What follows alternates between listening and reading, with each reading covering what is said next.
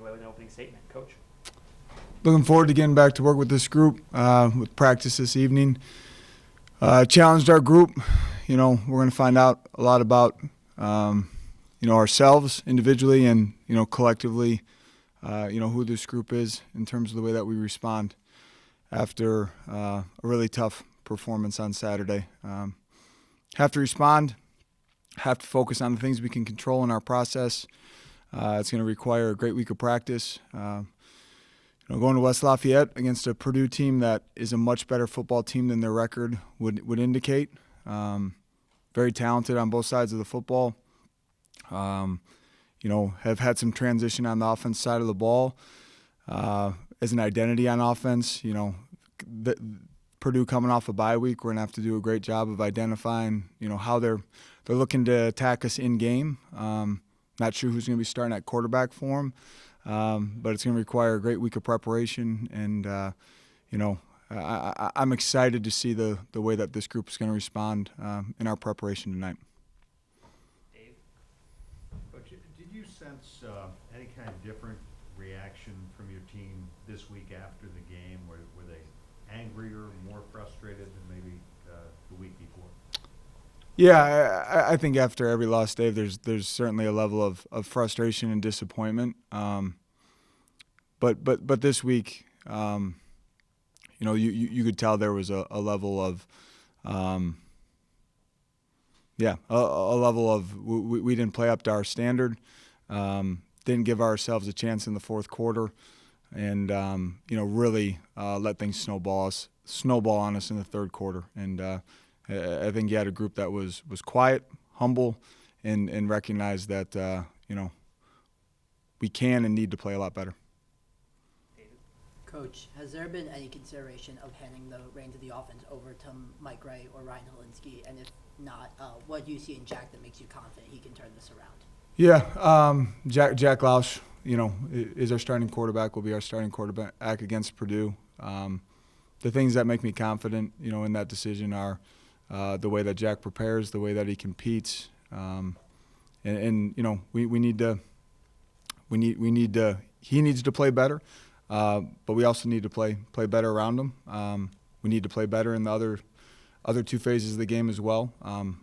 There are some critical mistakes, whether it be allowing our opponent to extend drives, penalties that lead to kicking off from the 20. Any offense that has to start, 3 straight drives from inside their own 10. That's a difficult situation to put offense and a quarterback in.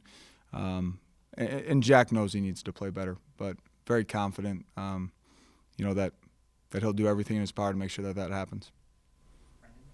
Coach, you talked about playing better around Jack. Obviously, the receiver room's taken a hit with injuries, first with AJ, then with Bryce. What have you seen from guys like Frank Covey and Calvin Johnson that gives you confidence in this receiver room's depth? Yeah, no, I thought CJ had his best game of the year. Big third down conversion. Frank opens up the game with a great catch and some yards after contact, doing a good job. Blocking. Hayden Elegon came in and did some really, really good things for us. Donnie Gray has a big catch late.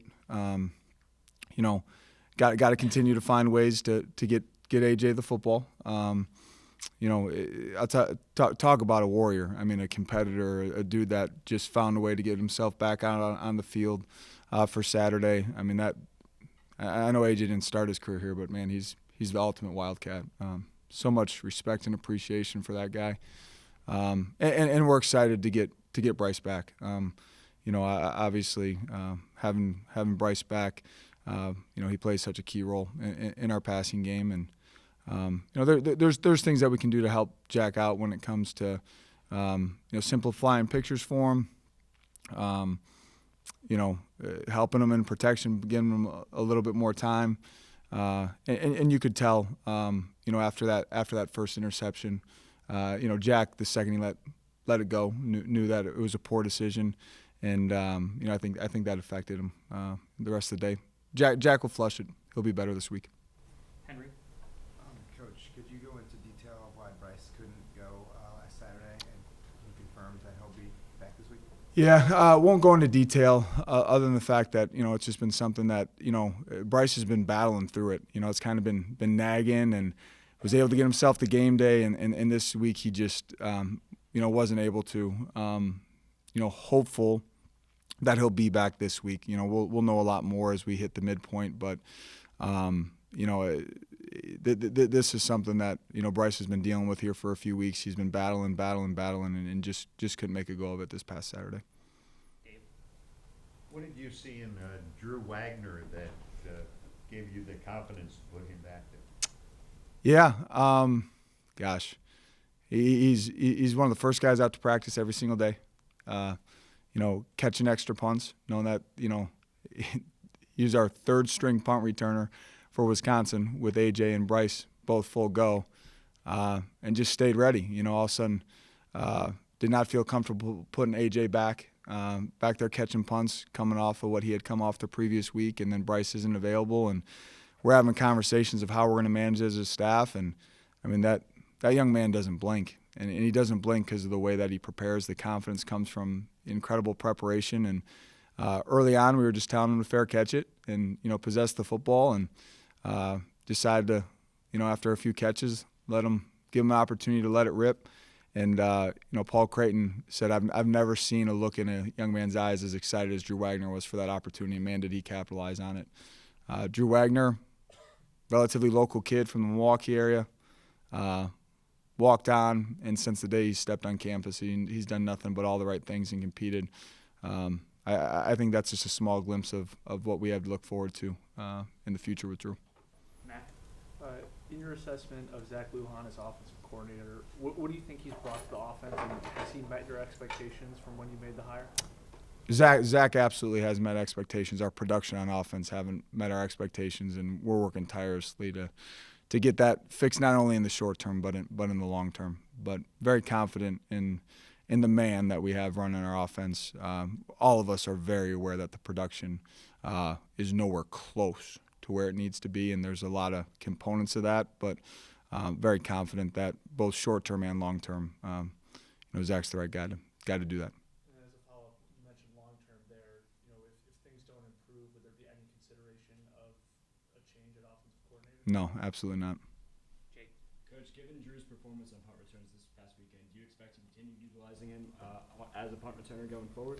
We'll see how the health of AJ and Bryce is, but certainly something to consider as we're evaluating, the health of those guys. And Drew's proven that he can do it at the biggest stage in the biggest arena.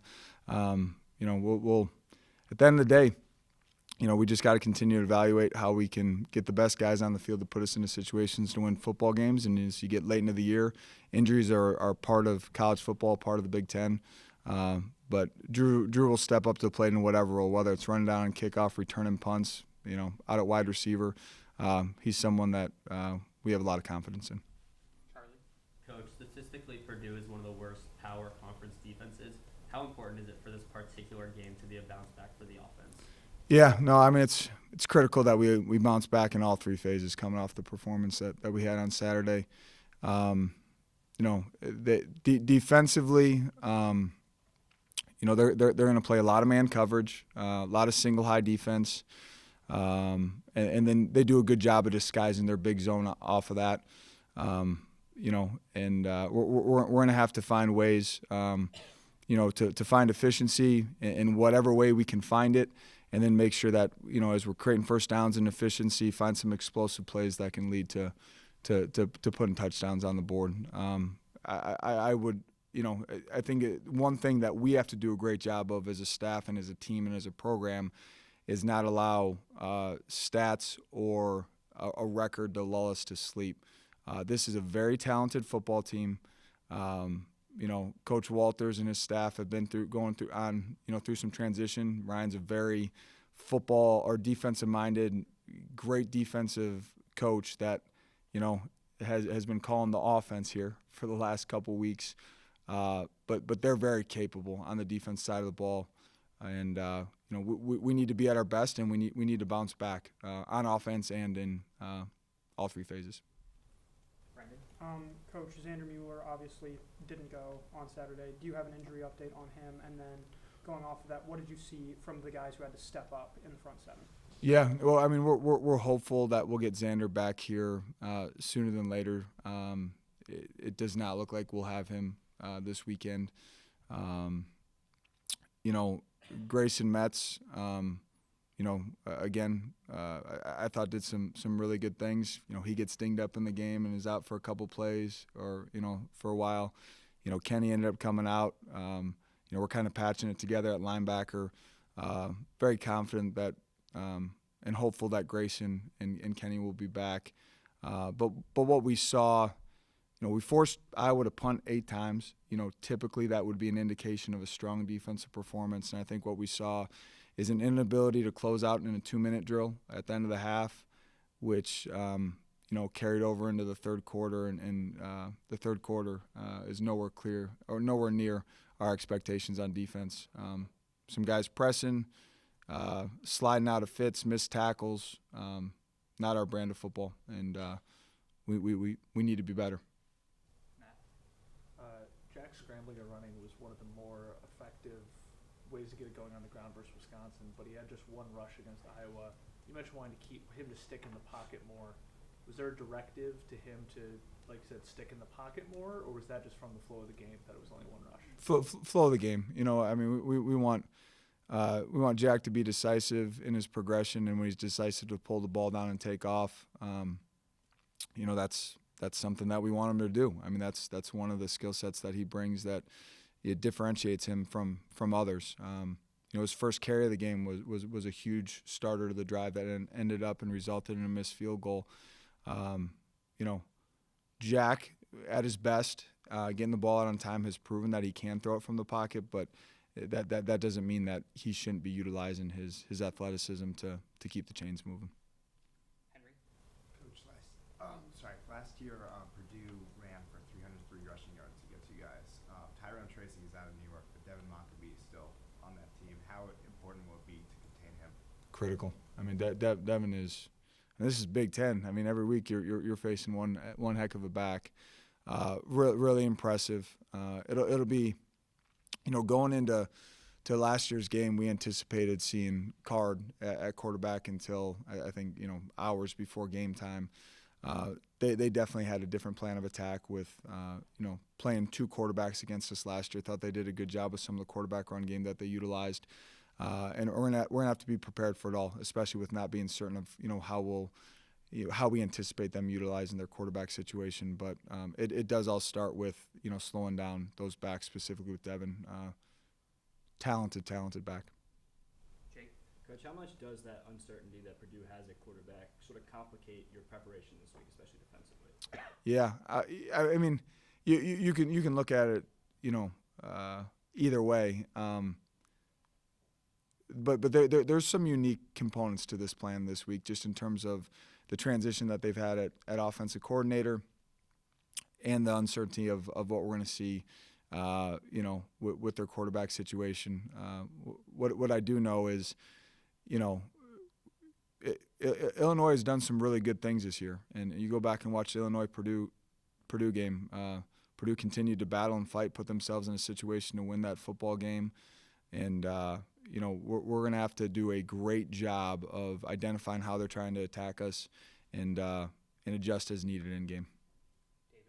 Coach, you saw Ryan Braun last year when Purdue came to Evanston. He had 85 rushing yards, 21 carries. How different does he make it compared to Hudson, just having to make sure that you have a QB spine able to contain Ryan throughout the day? Yeah, both are capable and athletic enough to carry the football and extend plays. But there's definitely a certain level of like game plan elements and design quarterback run game that's going to show up. It's something that we absolutely have to be aware of. Hudson does a nice job of extending plays and can be explosive in the pass game. At the end of the day, regardless of who's playing, we're going to have to do a great job of building the pocket, keeping the quarterback in the pocket, applying pressure, and making those guys uncomfortable. Brendan. Coach, this is now 2 straight games in which the rushing attack has failed to find the end zone.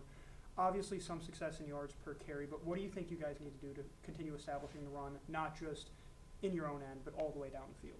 Yeah. Sounds super oversimplified and cliche, but, need to do a better job of moving the line of scrimmage, finishing blocks with good leverage. I showed a clip in today's team meeting. I think it resulted in a 9-yard gain. I believe it was in the fourth quarter. But every single guy that was involved in that play was straining for their leverage and making sure that they were on a block through the echo of the whistle.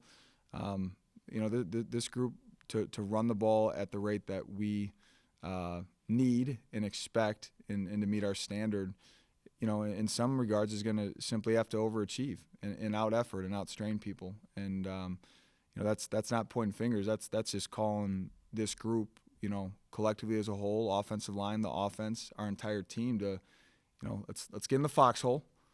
Let's go attack this, and let's go find a way to get this done. And all our eyes right now are on having a great Monday practice for Purdue. And from a solutions-based standpoint, offensively, when it comes to play calling, any identity that we've had in the past here at Northwestern on offense in our first 8 games, or that Zach carries over from his time at South Dakota State, like those have to go out the window. Like, what can we do to put this group in situations to have success this week? And that's the lens we have to look at it through in all 3 phases. But I am excited to do it with this group, and I do have an abundant amount of confidence and belief that this group will respond the right way. And it's not easy coming off a performance like that, but we have the right men in the room to do it.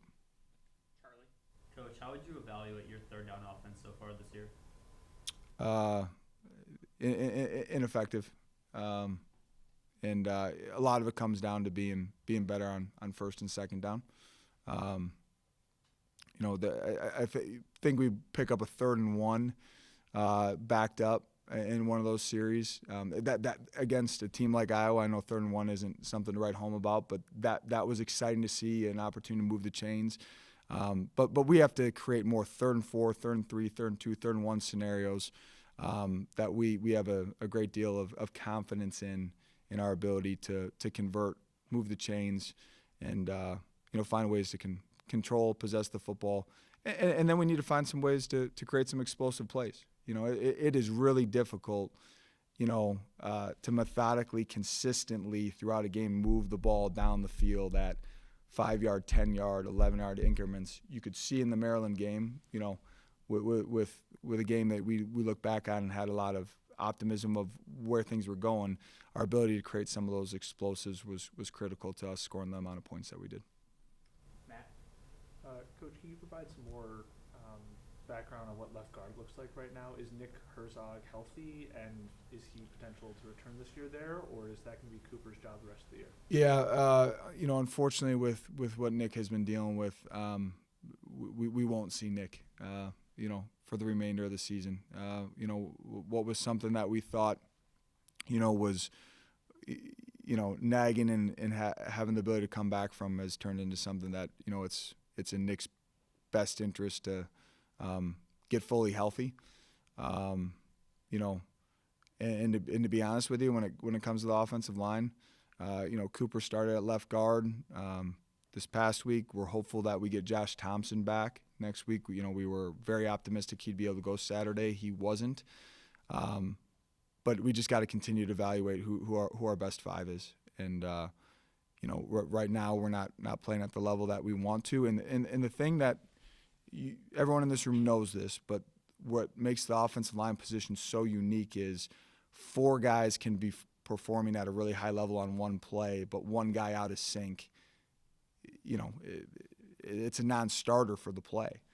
And as much as it's easy to talk about competition and, we're going to start this guy this week, one of the most powerful things you can create with an O-line is continuity and consistency. I'm hoping we can find that. We need to find that.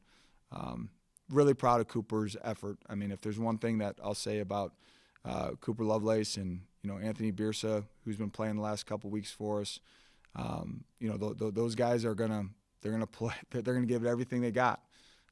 But I am looking forward to that group finding some continuity and consistency. Caleb Tiernan continues to do some really, really good things, and I'm excited for Caleb to be a vocal presence in that room to get the best out of that group moving forward. And would you be willing to disclose what Nick's injury was or what has complicated it to this point? No. Couple more. Jake? Coach, do you have any updates on Jack Olson's status, and how have you guys continued to monitor the workload that Luke has taken on? Yeah, Jack, similar to Xander, optimistic that Jack will be available here sooner than later, but we will not see Jack against Purdue. And with monitoring Luke, I have so much confidence in his ability to execute in all phases of special teams. But it is something that we're gonna have to continue to track on. I think what you've seen is the load that we're putting on him. No one else in the country is being asked to do what Luke Akers is doing right now, or if there is, it's very few. You saw at the end of the game, Hunter Renner getting some reps at punter. May have to find some ways to integrate Hunter in and take some load off of Luke so that he can really prioritize kickoffs and his opportunities to put points on the board as our field goal kicker. David.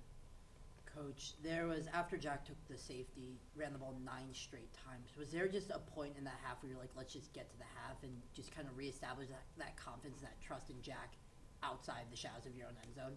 Yeah.